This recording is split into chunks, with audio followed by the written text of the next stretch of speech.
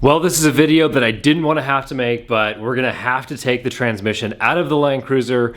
After this Cummins swap, I've been facing this issue with fifth gear where I'm able to get it into fifth gear, but not get it out until I take out the shifter and then use a screwdriver in order to pry it back into neutral. So I'll explain a little bit more about what I'm talking about once we get this transmission out, but for now, what we need to do is drop the drive lines, drop the transfer case, the cross member, and then take the transmission out and see what's wrong with fifth gear. So I'm suspecting that we have some issue with the synchro struts or with the struts right on these little springs on the synchro countershaft gear for fifth gear.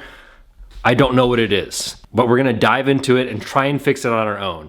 We've got tons of fun stuff coming out for this 80 series build, including new shocks and struts for the front and rear, as well as 2-inch coils for the rear here. So we've got a decent amount of clearance in the rear, but we do want to be able to tuck these a little bit better than we can now, and we don't want any more rubbing. In a month or so, we do have a full rear swing out bumper, tire carrier, jerry can holder, all that good stuff. So these springs are actually the light springs. I don't want them too heavy because we don't want to get that stink bug look that all the Land Cruisers have. Got a 30mm spacer in the front with heavies, and we should be good as far as the amount of weight on these coils. We're gonna put a rooftop tent back on here, and then this build is just about finished. We got a drawer system to install as well, just using some 3/4 inch plywood when the time comes. Of course, the 12-volt system is all finished and installed, and we're at about 31% state of charge.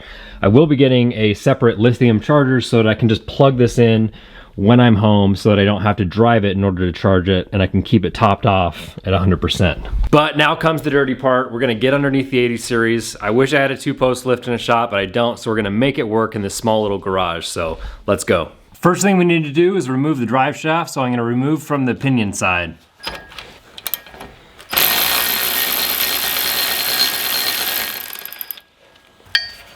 Now we can take the slip yoke out from the pinion. Now we can take the drive shaft off from the transfer case. This nut and washer is a special size. I think it's an 11mm, so we want to save those so that we don't lose them and have to get new ones.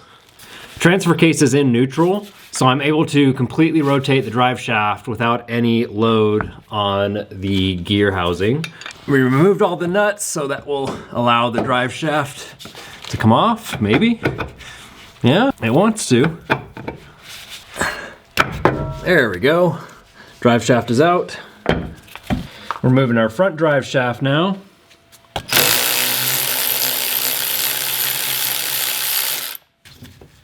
Now we can remove the front drive shaft from the pinion, and now we can rotate our transfer case.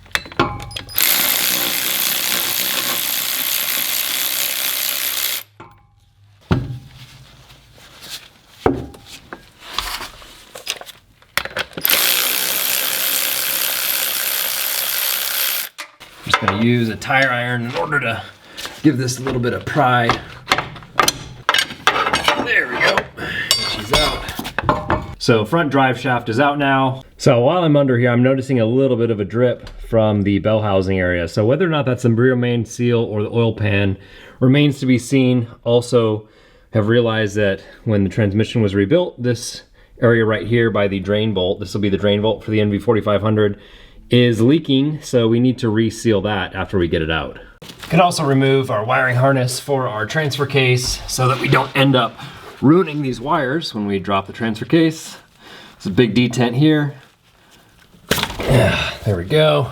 I'm also gonna drain the gear oil from the NV4500, which will be this bottom bolt here on the inspection plate, which is a 14mm. Got my oil pan under it.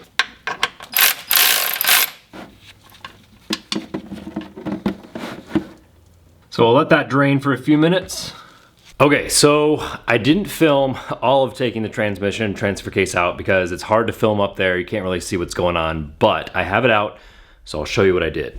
Here's the transfer case with the adapter plate bolted up to it. I removed the 6 bolts here that will lead into the NV4500, took the transfer case out, and then took the transmission out. So now we are able to see what is going on inside this once we take this top plate off. And here's a view from underneath, just the bell housing on. So let's dig into this transmission and see if we can find the problem. You can see there's a part missing off of the shift tower, that little race that sits in there, part chipped off.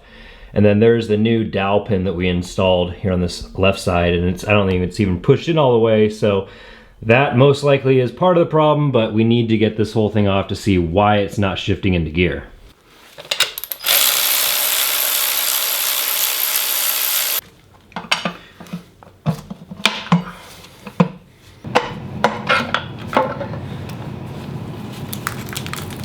So after a couple hours of messing around with the gears, synchros, top cover off, and just looking at everything, I'm almost positive I found the issue, and luckily it's a relatively cheap one. So there's a snap ring that rides on this 5th gear counter shaft, and I'm gonna take this off with a pair of snap ring pliers.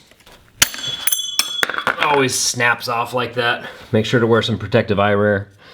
So this will allow me to get into my synchro gear here, which these ride on each other, and when you push them together, creates friction and they come together. So we'll set this aside, making sure that we have it in the right orientation when we put it back together.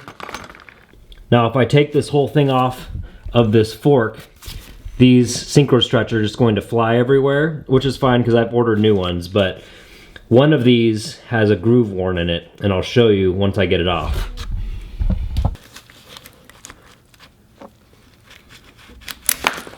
Okay, there comes one. So it's almost impossible to see, but you can see there are 2 little ridges on this side here. And those ridges are getting caught on the synchro ring. So it's not allowing me to get it back out of 5th gear. This needs to be replaced. It's really hard to see, but there's actually a groove worn in by the synchro strut on this 5th gear synchro ring as well. So this will need to be replaced as well. I'm actually gonna call Torque King right now and have them add this to my overnight order to try and get this thing back on the road. So while we're waiting on parts, I figured that this would be a good time to kind of show how the adapter plate, transfer case, and the transmission all work together. So I've actually pulled out the adapter plate and cleaned it up and realized that my seal was sitting backwards. So it was facing this way when it actually needs to be facing this way with the engraving facing the transmission. So I'm gonna put this on the transfer case. All right, so it is a new day and we've got our new synchro ring in. So this is going to replace this one that is scored, and you can barely see, but there is a rut in this synchro ring. So it is no good. First thing, we wanna make sure that this part fits and verify that it will work with the existing gear. We've also taken all of the existing gasket off of the gasket surfaces to mate the tail housing up with some RTV once we get to that point. What we want to do now is install these new synchro struts and springs and try and get in and out of 5th gear and make sure it works. So this part is a little tricky. I've tried it with the existing ones and figured out a way to do it. You're going to take this spring and put it in this little area where the spring rides. There's a little race for it, or a little bore. So it'll sit down there like that. And then we're going to compress the spring with a pick and then slide our synchro strut into it, hopefully. It's kind of tricky.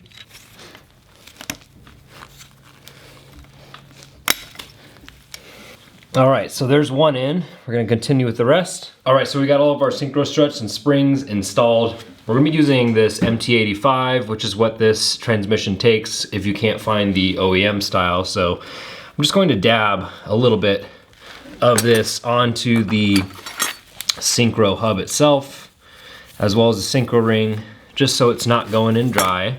And what this synchro hub is doing is, when there's clutch material on the inside here, there's clutch material that rides up against this, and it's a tapered bore so that when you press them together and you activate 5th gear, it locks together, and that's what you want. So if I push these together like this, it's not going to move anymore and it'll activate 5th gear. All right, so let's put this on. Come to think of it, I should have ordered a snap ring as well. This one's bowed a little bit, but once it pushes into position, it should be fine. Always wear protective eyewear when doing this. Okay, it's not all the way on, but we can kind of coax it into position by using a screwdriver.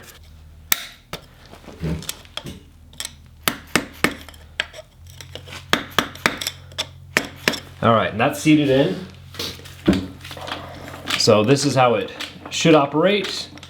But the big question is, will it be able to get into neutral? So this will be neutral here if we come back. Neutral, and then fifth. Now the question is, will it slide back into neutral?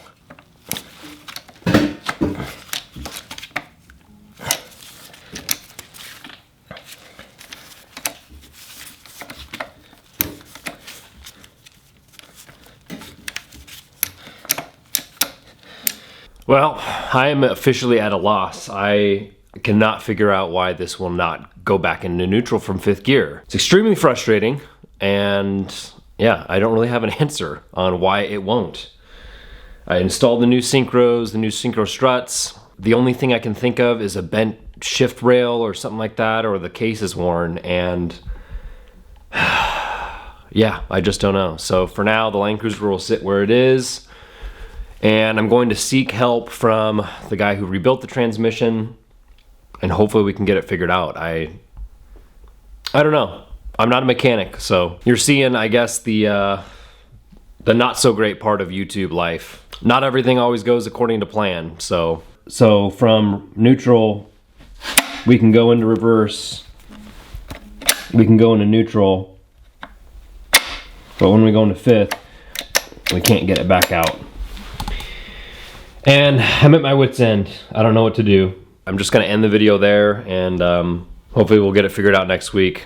Super frustrating. Has anyone ever had this issue with their NV4500? It doesn't seem very common, and I know that the reason why this whole thing happened was because of this. This is the aftermarket shifter that I bought, and I've since swapped it for the original Dodge one, but you can see the machining is not at 3 and 9.